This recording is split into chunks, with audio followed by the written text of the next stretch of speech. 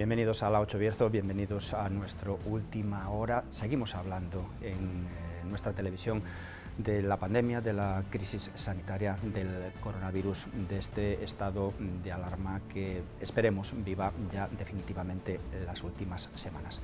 Desde el lunes el Bierzo ha entrado, el área de salud del Bierzo, las comarcas del Bierzo y la Ciana han entrado en esa fase 2 de la denominada desescalada, por lo tanto estaríamos en este momento a mitad de camino de lo que se denominará en el futuro nueva normalidad.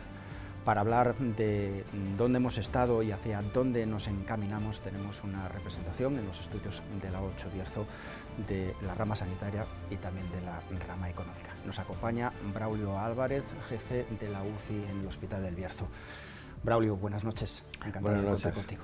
Y gracias por nos invitarme. Acompaña también Nuria González Rabanal, presidenta del Colegio de Economistas, presidenta decana del Colegio de Economistas de León. Buenas Nuria, noches. Buenas noches y muchísimas gracias por estar con nosotros y por las atenciones que ha tenido el colegio con La Ocho Bierzo. Encantados agradecidos por la invitación. de contar con Claro vosotros.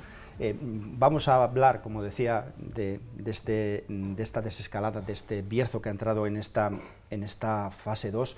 Antes de nada, Braulio, y la felicitación por ese premio a los sanitarios, premio a la Concordia, Princesa de Asturias. No sé cómo lo reciben. Bueno, hombre, siempre se reciben bien estas cosas, que hablen de ti, que valoren tu trabajo, que ha sido un gran trabajo, ¿eh? Yo particularmente, la gente de mi unidad, por ejemplo, la gente de la unidad de cuidados intensivos, todo el personal médico, enfermería, bueno, hemos trabajado lo que no está dicho. Y mucha más gente, ¿eh? Mucha más gente. Cualquiera que esté en un hospital o en un centro de salud merece el premio, ¿eh? Porque hasta las limpiadoras, lo que han trabajado, da gusto verles. Una entrega encomiable. Hay que recordar que más de 51.000 sanitarios se han contagiado, una cifra que mete miedo ya de salida. Sí, bueno, es una enfermedad muy contagiosa, nosotros hemos estado en primera línea y es lógico, ¿no? Aquí en el Bierzo la verdad es que hemos tenido unas cifras de contagio bastante buenas, bastante menos que en otros lugares. Y bueno, sí, ha habido algún compañero que se ha ido y no da gusto. Pero bueno, estamos en primera línea, era normal que los contagios nos cayeran más al personal que estábamos ahí directamente, ¿no? Demasiado ha sido, un poco más de protección no nos hubiese venido mal, y los equipos, pues una temporada al principio que nosotros en el Bierzo la verdad que hemos estado bien, ¿eh? Hemos estado bien, hemos tenido equipos, ha habido fallos, han mandado equipos que no eran adecuados, pero en otros sitios sí que ha habido problemas y no han estado bien preparados, bien protegidos. El sábado se hacía público que la UCI del Hospital del Bierzo se quedaba sin ningún paciente por coronavirus.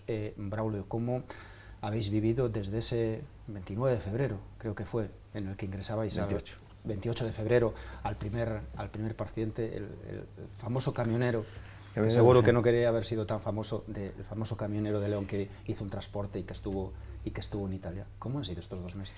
Pues han sido terribles, Nosotros nos han desgarrado completamente porque, sobre todo las unidades de cuidados intensivos, ha sido un trabajo muy intenso.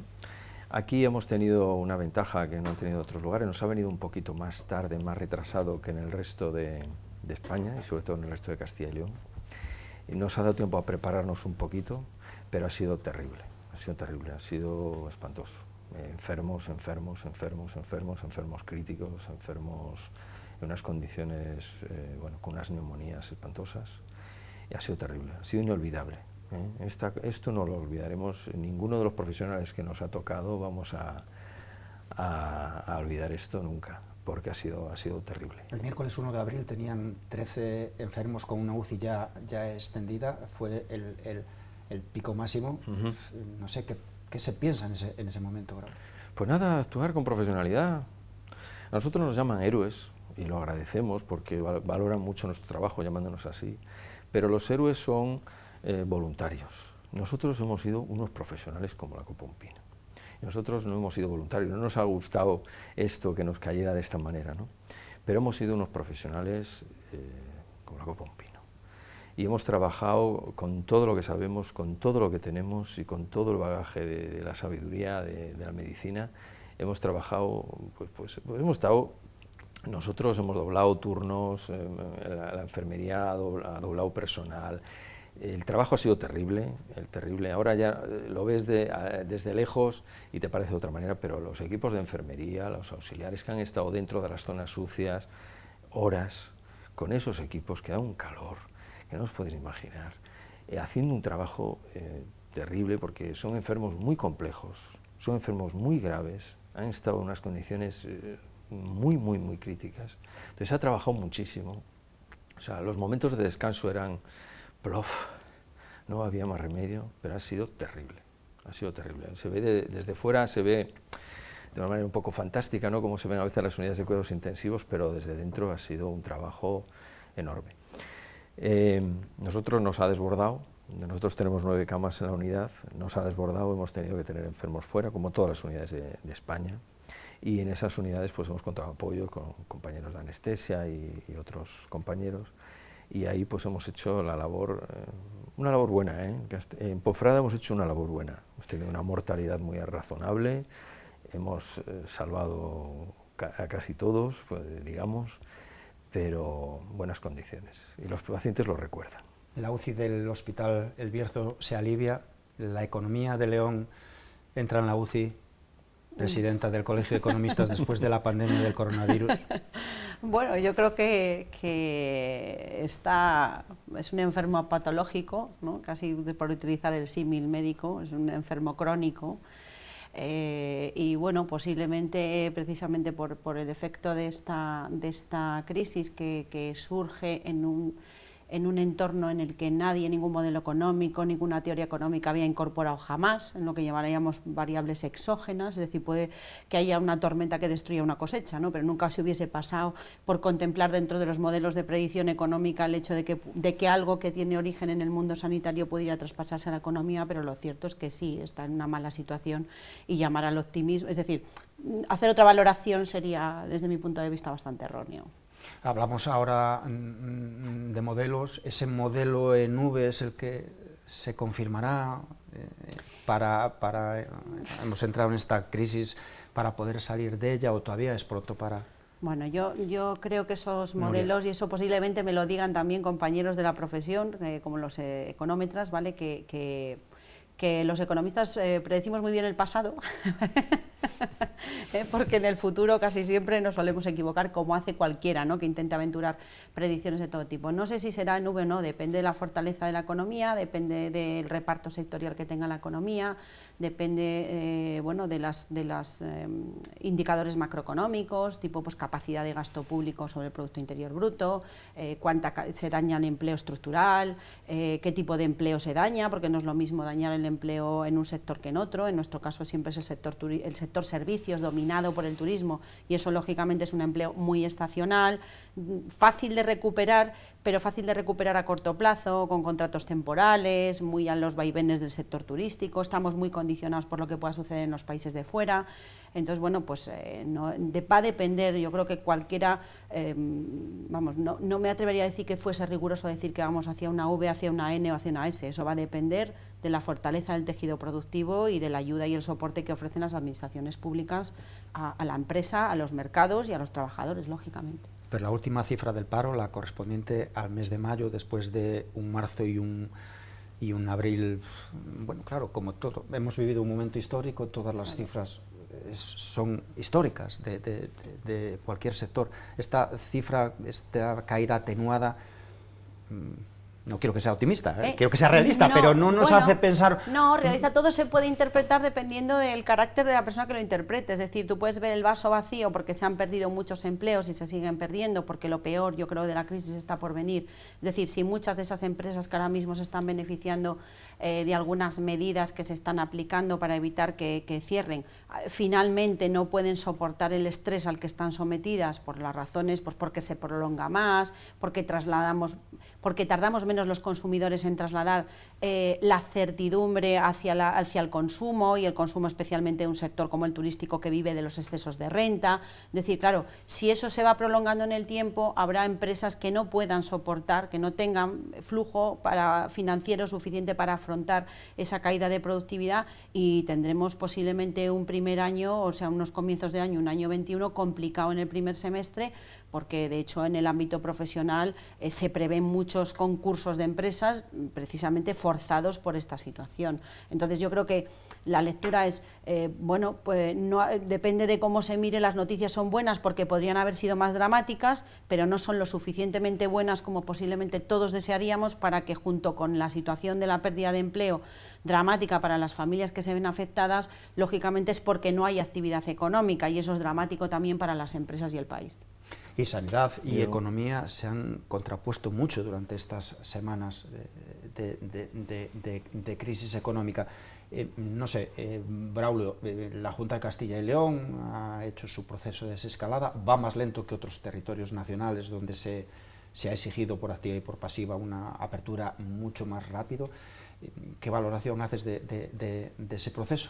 Hombre, nosotros vamos un poquito más adelantados que el resto de la comunidad. Y el Bierzo va más adelantado que el resto de la comunidad. En parte ha sido por el trabajo, pues, del mundo sanitario, ¿no?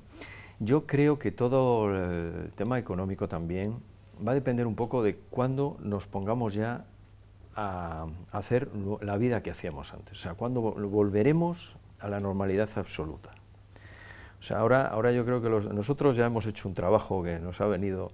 El mundo sanitario produce también economía, también da riqueza, claro, porque mantenemos la vida de la gente que produce y tal, ¿no? Y claro, eso tiene poco, se puede hacer estimaciones de lo que cuesta, del ahorro que lleva la sociedad, del beneficio económico que lleva la sociedad, pero nosotros ahora hemos hecho un trabajo, hemos hecho un trabajo terrible, y ahora todo el mundo se tiene que poner en actitud de volver a la normalidad, Cuanto antes lleguemos a la normalidad, antes tendremos la economía.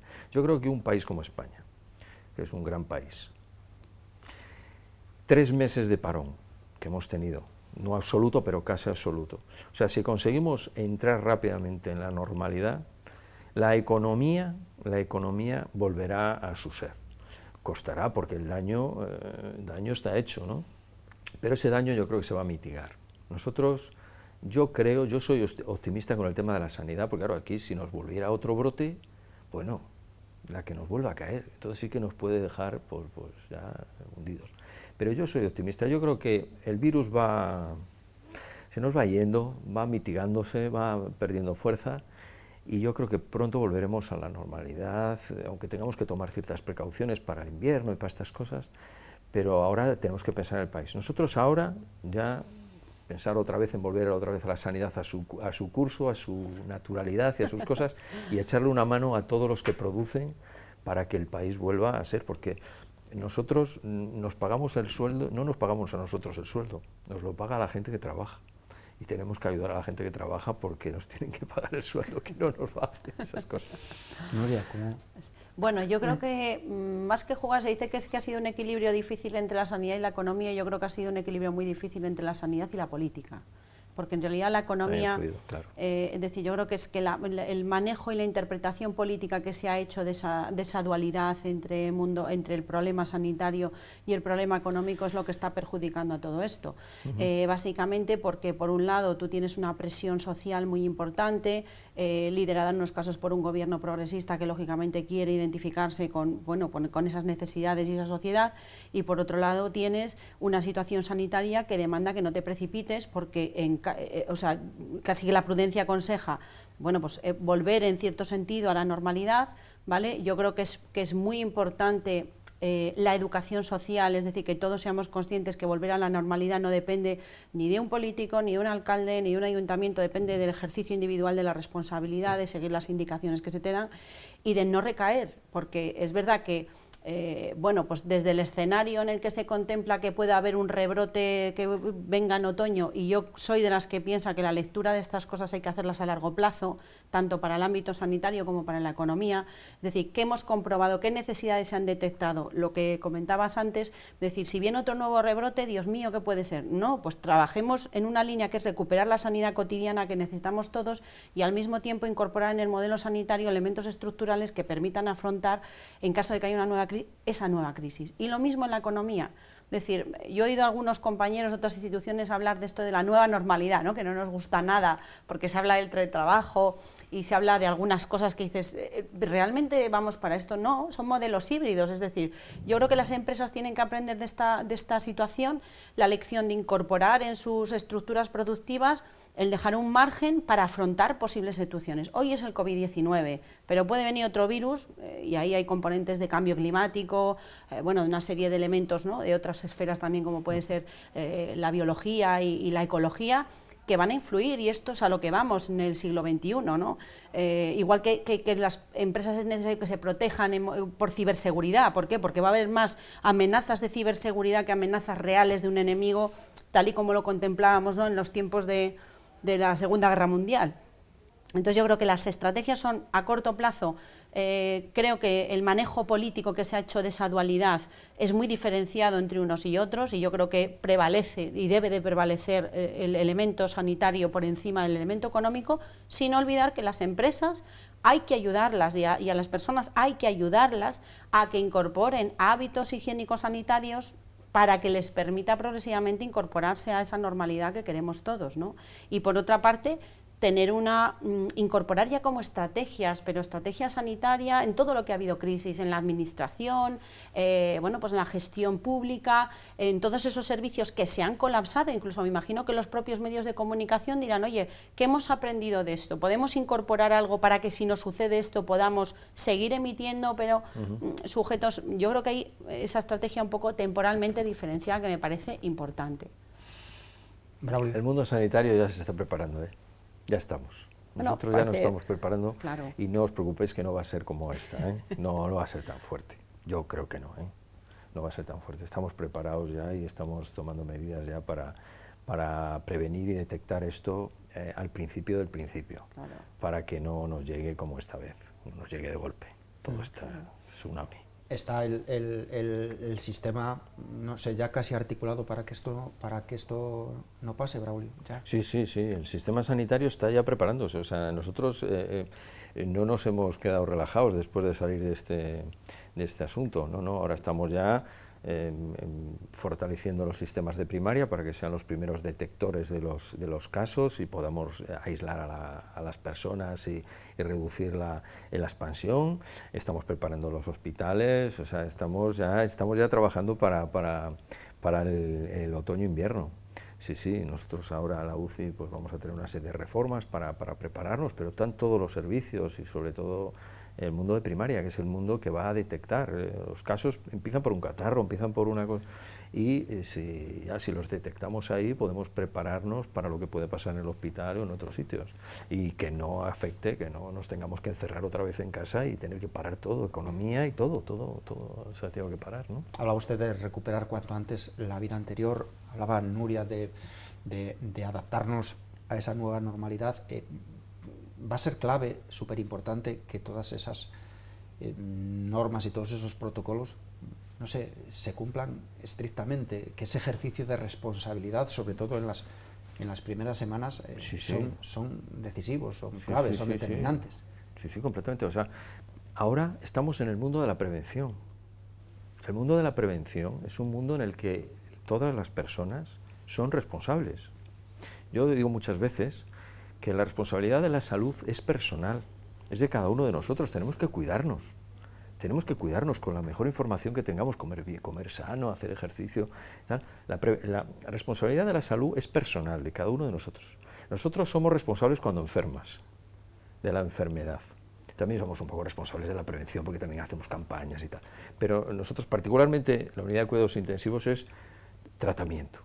Prevención hacemos poca, porque no tenemos. Entonces, esa responsabilidad de estar sano es la que les tiene que entender la gente ahora mismo, que ahora la responsabilidad de prevenir esto es de cada uno, con una serie de medidas que son bastante lógicas y bastante razonables de llevar. Tampoco no vamos a dejar de ir a cenar por ahí un día con los amigos ni hacer determinadas cosas. Lo que pasa es que, bueno, tenemos que contener un poquito, pues lavarnos un poco, tener la asepsia de vida, la higiene de vida, y nos iremos acostumbrando un poco.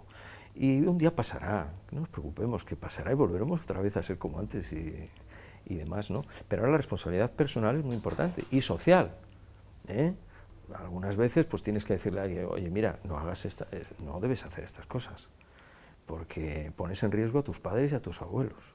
¿Tú quieres mucho a tus padres? ¿Quieres a tus abuelos? Sobre todo lo digo por los jóvenes, porque han sido un poco más revoltosos, estaban más encerrados y un poco más revoltosos. Pero es una responsabilidad ahora personal, de grupos, social, y nosotros a prepararnos para que no nos vuelva otra vez a ocurrir esto. ¿Y este protocolo, Nuria, retrasará en lo económico, no sé, ese turismo, ese sector servicios? No sé, también la influencia del miedo en... Bueno, yo creo que la preocupación que trasciende, por ejemplo, en el sector turístico es el hecho de dar, digamos, certidumbre, ¿no?, al cliente, al usuario turístico. Es decir, que cómo buscamos una fórmula que satisfaga a todas las partes, es decir, que cumpla con el objetivo higiénico-sanitario que son unas guías que, bueno, yo lo que he visto para el sector turístico, bueno, pues yo entiendo perfectamente que haya, bueno, pues personas, asociaciones dentro del sector de la hostelería que digan, bueno, esto es inabordable, yo no puedo abrir un restaurante con todas estas medidas de seguridad porque realmente es que no puedes controlar, ¿no? Pero bueno, se está trabajando, pues eso, el Ministerio ha sacado una certificación no libre de coronavirus, porque eso nunca se puede asegurar, es decir, pero sí una certificación de que se cumplen determinados estándares con una auditoría que se hace a los alojamientos turísticos, dependiendo, recogiendo la variedad de actividades turísticas, refiriéndose al turismo que hay, porque hay desde turismo de parques naturales, turismo rural, turismo deportivo, turismo gastronómico, turismo deportivo, turismo de grandes hoteles, turismo de sol y playa, o sea, entras en ese mundo y tú dices, bueno, yo no me imaginaba que podía haber tanta variedad dentro de ese sector, y cada uno de ellos necesita unas medidas específicas y necesita dar certidumbre al cliente. Pero por otra parte, otra parte muy importante, suponiendo que se quiera contar con eso, y por ejemplo la Junta de Castilla y León está trabajando bueno, pues no sé si en un sello de calidad, pero en algo parecido que permita que tú puedas ofrecer a tus clientes algo... Perdone, turismo de confianza, denominado hoy por el... O bueno, turismo de confianza, pero bueno, sí, algo sí, que permita, ese sello que permita, diga, bueno, pues mire, la Junta de Castilla y León ve que esto se cumple así y alojamiento, es decir, es permitir a los empresarios del sector turístico contar con un sello de credibilidad respaldado por la administración, en este caso autonómico, o aquellos que se decían hacerlo por la administración central, pero tiene una parte muy importante, que es la parte de los usuarios. Y no olvidemos que en este país hay muchísima gente que está pasando mucha necesidad, que las medidas duras ojalá no vengan, pero también hay que plantearse escenarios y pueden venir restricciones económicas, pues porque hay que financiar esas partidas de gasto público, bueno, pues porque quienes nos gobiernan a nivel nacional tienen un programa político que cumplir y ese programa político conlleva, bueno, pues determinadas apuestas de política económica, como puede ser la subida de impuestos, como puede ser reparto, bueno, la renta mínima de la que han hablado, todo eso hay que pagarlo y todo eso sale básicamente de los sueldos y los salarios tanto de trabajadores de las administraciones públicas como de los autónomos, como de los trabajadores bueno, pues individuales y que trabajan por cuenta ajena, lo que significa que si no generas una renta suficiente, no va a haber capacidad de gasto, porque el problema que tiene el sector turístico desde mi punto de vista es, primero, la estacionalidad del empleo, genera muchísimo empleo sin necesidad de cualificación, ¿vale? Mucho empleo con baja cualificación. Es un empleo estacional porque obedece y responde, pues eso, a las rebajas, a la temporada de verano, a la temporada de invierno, es decir, es muy estacional, no es un empleo demasiado estable. Es un empleo que satisface mucho el desembolsar la bolsa del paro, porque tienes gente que sin mucha cualificación o cualificándoles con un pequeño curso ya pueden ser camareros o pueden ser camareras en un hotel o pueden hacer servicios de limpieza, ¿vale? Pero al mismo tiempo con bajos salarios remunerados y claro, si no tienes exceso de renta y si los consumidores no nos sentimos seguros, no solo por el sello de calidad turístico, sino porque nuestros ahorros y nuestra certidumbre económica nos permite ver que lo que nos gastemos este verano en irnos de turismo de interior, que es lo que se está promoviendo, ¿vale? Al final no nos va a costar un disgusto cuando tengamos que pagar los libros de septiembre de nuestros hijos en el colegio. Entonces, claro, el problema es mucho más complicado y muy difícil de resolver desde mi punto de vista, aunque hay voluntad por resolverlo, porque es muy difícil resolver un sector que vive del exceso de renta. La gente va a los bares, y esto se vio mucho en la crisis de 2008, cerraron muchísimos bares, cerraron muchísimas, bueno, pues servicios, y voy a poner como ejemplo algo que conoce a todo el mundo, las peluquerías, cerraron muchas tiendas que eran muy cercanas, de cosas que te comprabas de complementos. ¿Por qué? Bueno, pues porque la gente no tenía dinero y entonces no salías tanto, no ibas tanto al cine, no consumías cultura, no consumías vacaciones, no viajabas tanto fuera y todo eso, ni comprabas tampoco a lo mejor mucha ropa, ni tampoco comprabas o renovabas electrodomésticos, que a lo mejor en otro momento te planteas que la estética de tu lavadora no te gusta y a lo mejor la cambias. Entonces todo eso va a afectar por el lado del turismo no solo a los empresarios turísticos, va a afectar porque los consumidores tienen miedo de qué va a pasar con su trabajo, no lo saben. Entonces, esta crisis, Nuria, derivada del coronavirus, ¿puede repetirse, ser igual que la de 2008 en el sentido de que se reproduzcan esos comportamientos que decías? Hombre, yo creo que es muy diferente porque, primero, la del 2008 tiene origen en un mercado como es el mercado financiero, sí. El mercado de lo invisible. La invisibilidad de los flujos financieros es lo que otorga un poder exterminador, ¿no? Porque nadie lo preveía, no es algo tangible, es algo intangible, es una anotación bancaria. Nace fuera, como también este virus, pero yo creo que la crisis de 2008 fue una crisis concatenada en un sector financiero que acabó afectando a la economía real.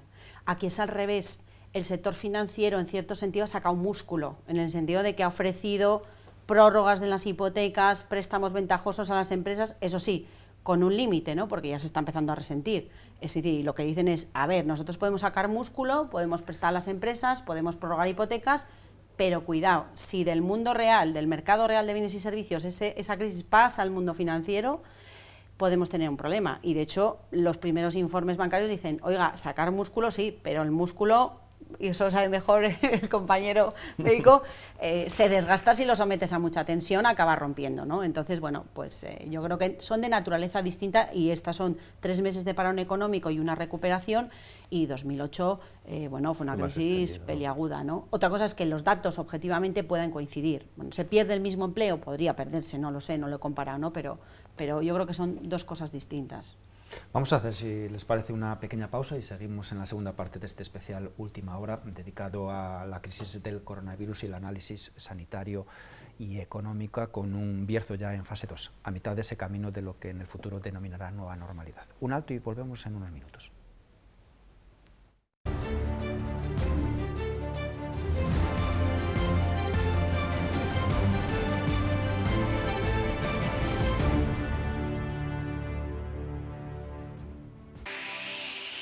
Porque tenemos derecho a cambiar. Derecho a ser una nueva óptica. Derecho a la moda. A evolucionar, a modernizarnos. A ver bien. A vernos bien. A que nos vean bien. Óptica Fernando es Opticalia Fernando. Opticalia Fernando, igual que siempre, mejor que nunca.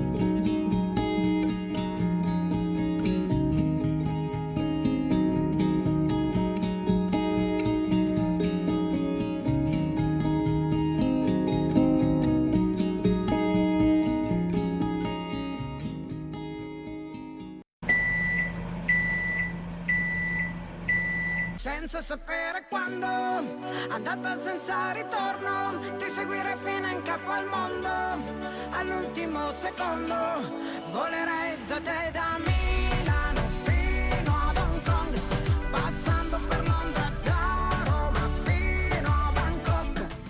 Eibarresa Master Cadena, precio y mucho más. Me preocupa mi padre. Está mayor y no tenemos tiempo para cuidarle. Nos pasaba igual con mi madre y ahora vive en la residencia Mirador del Cúa de Cacabelos. Estamos muy tranquilos porque ahora está en las mejores manos y ella está muy contenta. Residencia Mirador del Cúa de Cacabelos, un lugar para vivir. ¿Tu vino del Bierzo? Estés donde estés.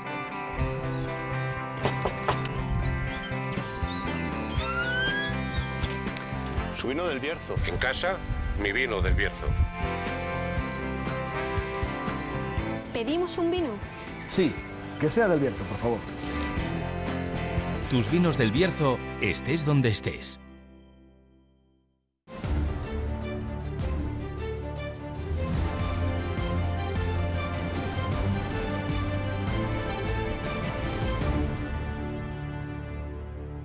nos acompañan, bienvenidos de nuevo en este última hora especial, Braulio Álvarez, jefe de la UCI del Hospital del Bierzo, y Nuria González Rabanal, presidenta decana del Colegio de Economistas de la provincia de León.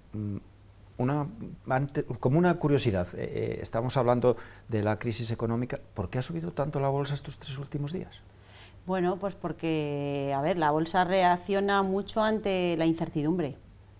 Y si las empresas que cotizan en bolsa tienen el más mínimo indicador de certidumbre y ya es necesario dar un buen síntoma en los mercados financieros, en el momento en que se anuncia pues un acuerdo de la Unión Europea, por ejemplo, para abrir los flujos de turistas, con la excepción de España, que está a expensas de que finalice el estado de alarma, eso automáticamente las empresas lo incorporan como una posibilidad de capitalizarse. Entonces, bueno, suben porque la bolsa es muy sensible a las noticias de certidumbre. No, es sensible porque hay cadenas multinacionales hoteleras y compañías aéreas que no sé si han subido en estos 3 días por encima del 45%. Pues sí, luego, bueno, hombre, esto lo explicaría mejor alguien experto en finanzas, pero bueno, existe también la especulación financiera. De hecho, el Gobierno, claro, durante la primera etapa del coronavirus, para evitar que cayese en la Comisión Nacional del Mercado de Valores, limitó determinadas especulaciones operativas especulativas a corto plazo. ¿Por qué? Porque si tú tienes ventaja, tienes información preferencial, sabes que algo va a suceder y dices, bueno, voy a meter aquí,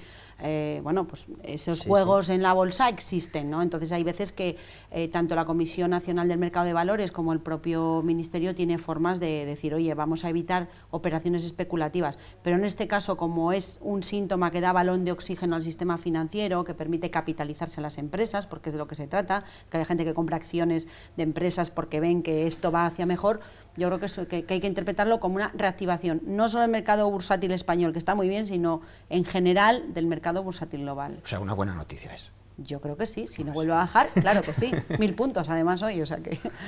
Y Braulio, en todo este tiempo ustedes han vivido una formación continua en relación con la COVID-19, con el coronavirus. ¿Por qué ha resultado tan complejo de manejar? ¿Por qué ha hecho tanto estrago? ¿Por qué he leído que los pacientes empeoraban de repente casi? Sí. Mira, es un virus nuevo y como todo virus nuevo no sabemos cómo va a evolucionar, no sabemos cómo iba a ser la enfermedad que iba a crear. Entonces, claro, nos ha cogido pues, de sorpresa, todo. Las complicaciones más graves que genera el virus las conocíamos, las tratamos habitualmente porque son complicaciones similares a las que hace otros virus, la neumonía, famosa neumonía bilateral, esa de que todo el mundo estaba hablando, pues esa la conocíamos además cómo se trataba, cómo se manejaba, y ahí hemos estado, pero claro, no conocíamos determinadas complicaciones, determinadas particularidades que tiene el virus, eso de las trombosis, que habéis oído hablar, ¿no? Algunas otras cosas que va creando.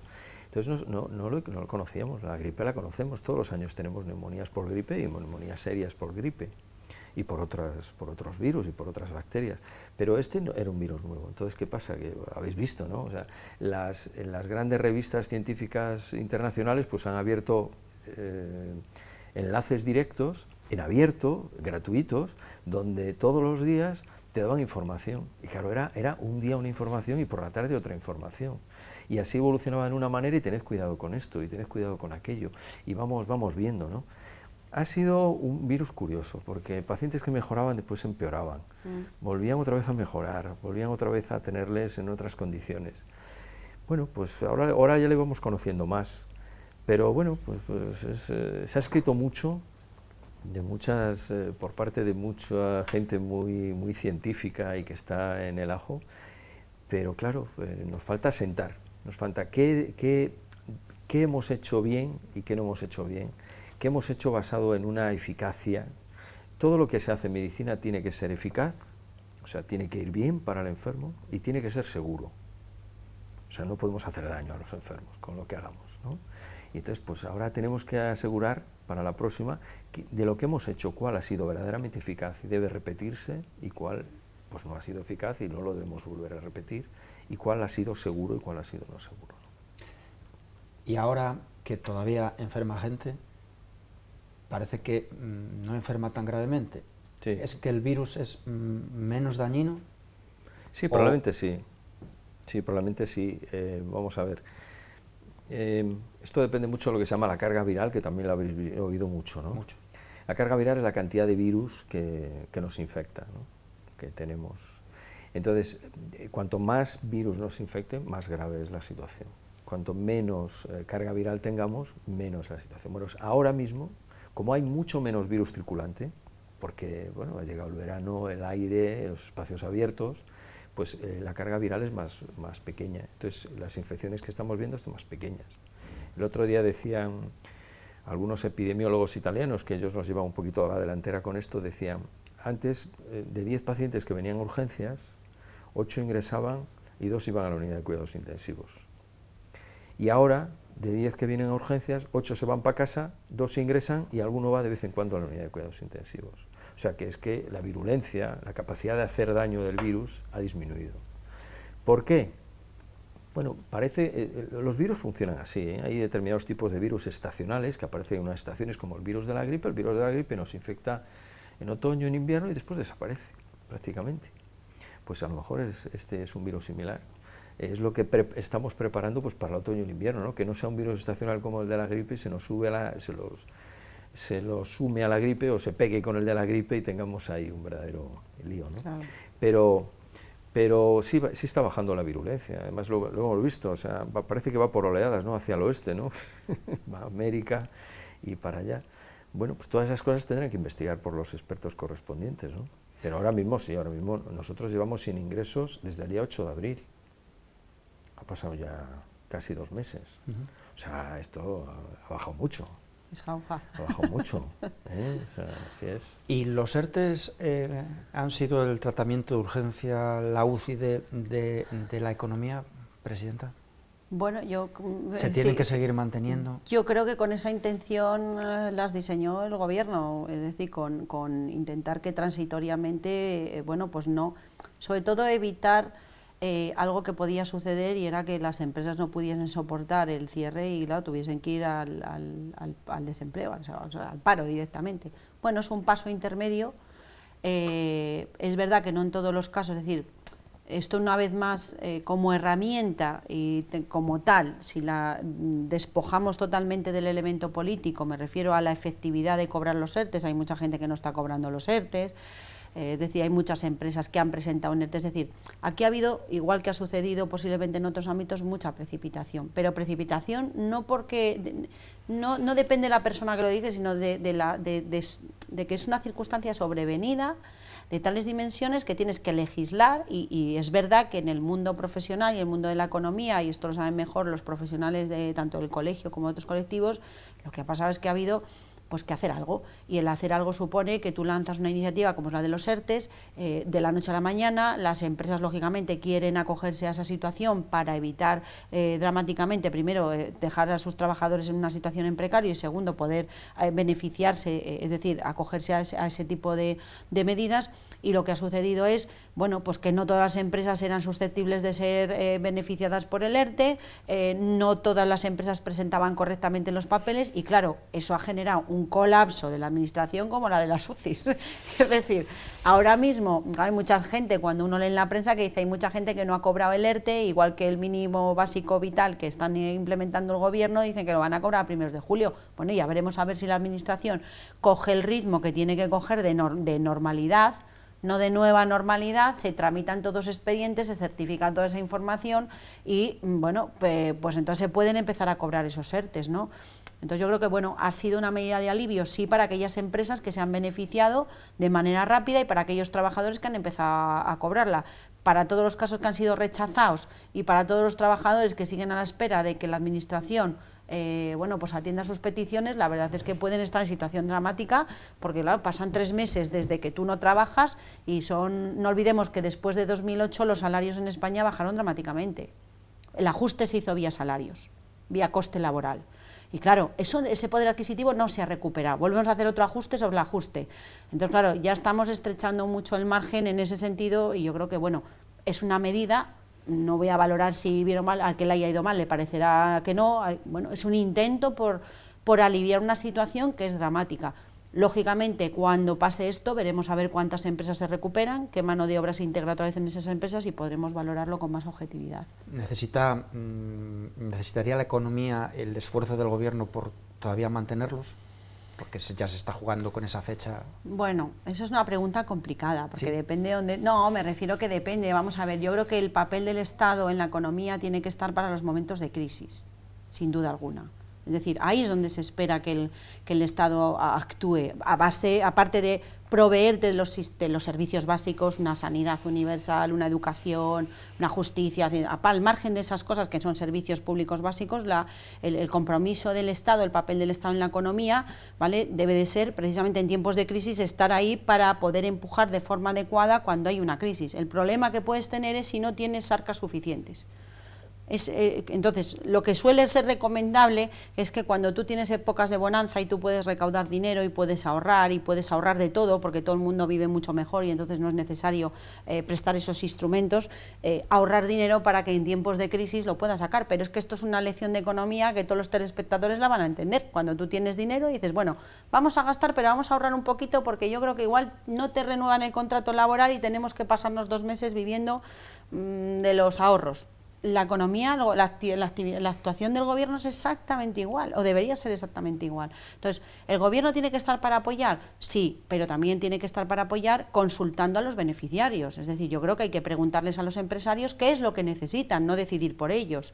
Creo que cuando hablas de mecanismos que articulas dirigidos a los trabajadores, hay que hablar con los representantes de los trabajadores y decir, oye, hablar con vuestros sectores y decirnos qué necesidades concretas tienen de beneficiarse los afectados en cada uno de los sectores, ¿no? Y quizás, no sé si la precipitación o otras variables, que eso lo juzgarán otros, bueno, pues no ha sido el caso, ¿no? Entonces es muy difícil que tú diseñes instrumentos o incluso medidas legislativas o impositivas sin consultar a los propios afectados, porque es lo que reclaman ellos. Habla primero conmigo, pregúntame qué necesidades tengo, escúchame y en función de eso vamos a diseñar todos lo que es más efectivo para unos y para otros, ¿no? Yo creo que ahí, bueno, pues quizás no ha sido la medida más efectiva.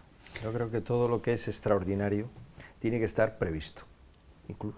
O sea, claro, tiene que estar previsto, tanto las UBIs como los ERTEs, como cualquier cosa. Yo creo que tiene que estar previsto. Eso es todo lo que es diferente a lo que es habitual, tiene que estar pensado por si ocurre. Y tiene que estar diseñado su estrategia, su método, su modelo y tal y cual, ¿no?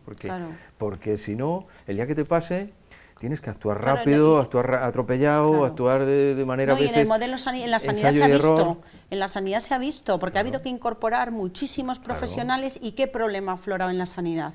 La deficiencia del sistema sanitario. Es decir, tenemos uno de los mejores sistemas sanitarios del mundo, porque de hecho atendemos por encima de nuestra capacidad a extranjeros que vienen definitivamente beneficiando de esa sanidad universal a beneficiarse de nuestras prestaciones y de nuestros profesionales, que yo que tengo contacto con el mundo médico exterior siempre son muy valorados los profesionales sanitarios españoles, y sin embargo el problema del coronavirus lo que aflora es una deficiencia que yo pienso que ahora los hospitales y el sistema sanitario en general tiene que saber presionar de lo suficiente a la administración para decir, oiga, si usted quiere que esto ha funcionado a base de horas extras, de duplicar y triplicar turnos y tal. Bien, ahora ya sabemos las necesidades que hay, esto hay que cubrirlo, ¿no? Y yo creo que no hay ningún ciudadano español al que se le pregunte si tú quieres que 2 euros de tu sueldo vayan para una sanidad mejor. Estoy convencida de que todos los españoles seríamos solidarios. Desde el punto de vista económico, hablando de tu mundo, es muy compleja.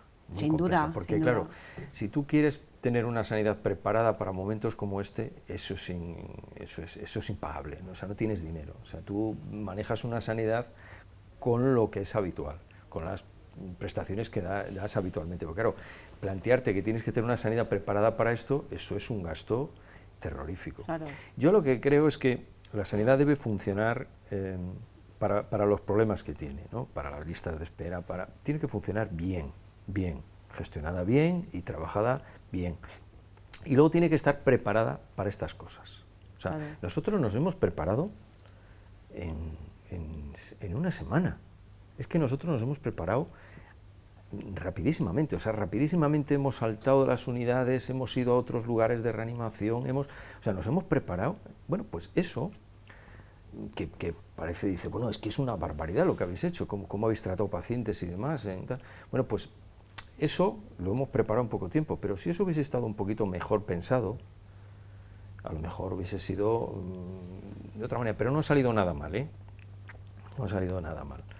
Pero claro, tenemos que estar pensando en los momentos difíciles. Claro. Pero bueno, yo creo que tenemos una sanidad relativamente buena, no creo que sea la mejor del mundo tampoco, porque bueno, con la lista de espera que tenemos es una sanidad...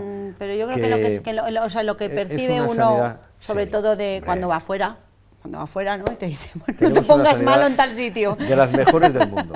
Yo creo que de las mejores del mundo. De las mejores del mundo, sí. Estamos en los instantes finales de este especial Última Hora, aprovechando que tenemos a Nuria González Rabanal, que forma parte de la comisión de la universidad que se encarga de estudiar esos proyectos del plan Future.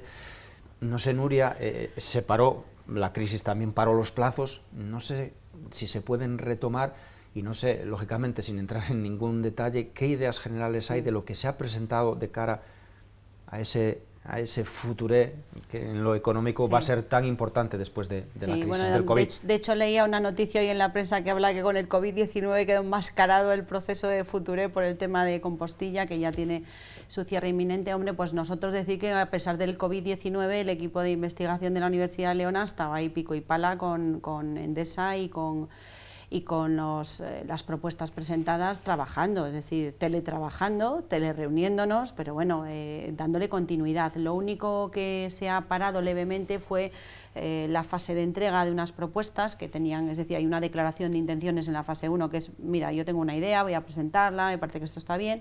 Hay una fase 2 que ya tiene que ser un poquito más detallada, con una serie de aportar más información, y estamos trabajando ahora mismo en la fase del comité técnico que tiene que valorar las propuestas que se presentan. En relación a las propuestas, que tengo que, lógicamente, atenerme al acuerdo de confidencialidad de las propias proponentes, ¿no? Deciros que bueno, este proyecto Future viene de una metodología que viene aplicada desde Italia, donde esto se hacía en Italia y han querido aplicarlo aquí en España, y que bueno, pues hemos tenido muchas propuestas, muchas más de las que esperaba la propia Endesa, el propio Future, es decir, están sorprendidos porque realmente ha habido una buena acogida de ese proyecto, pero bueno, no olvidemos la complejidad, es decir, este proyecto lo que va a exigir por encima de todo, independientemente de la empresa o de las empresas que salgan, digamos, seleccionadas, ¿no? O que ese comité técnico valore con tal, va a requerir un elemento fundamental, que es la coordinación de todas las administraciones para apoyarla. Entonces aquí yo creo que va a ser uno de los ejemplos más claros de despojarse de tus objetivos políticos y si realmente tienes intención, tanto desde el ámbito local como desde el ámbito comarcal, como desde el ámbito provincial autonómico, es decir, con toda la transversalidad llegando hasta Europa. En Europa es más fácil porque tú tienes unos fondos muy concretos que puedes pedir y que pueden cofinanciar estos proyectos. Yo creo que lo que esto va a exigir es una voluntad de todos, agentes sociales y fuerzas políticas, por hacerlo. Hay proyectos interesantes y yo creo que algunos son bueno, pues más dimensionables y tal, y hay algún proyecto bueno, pues que puede ser importante, ¿no? para el Bierzo. Hay proyectos con buena pinta. Sí, todos los que han pasado en la fase 1 tienen buena pinta. Luego, claro, todos estos proyectos pensemos que también se ha visto muy paralizado por el tema del COVID-19, es decir, buscar socios, financiación, presentar proyectos, reunir a tu propia empresa para hacer un proyecto. Hay mucha incertidumbre, los inversores dicen, oye, es que no sabemos, suponiendo que algún proyecto precise de inversores externos o lo que sea. Claro, todo esto también ha supuesto un parón que no nos puede impedir, pero que nos ha ralentizado, ¿no? Pero bueno, yo creo que espero y confío. Desde luego el equipo de la Universidad de León está trabajando por ello, duramente además.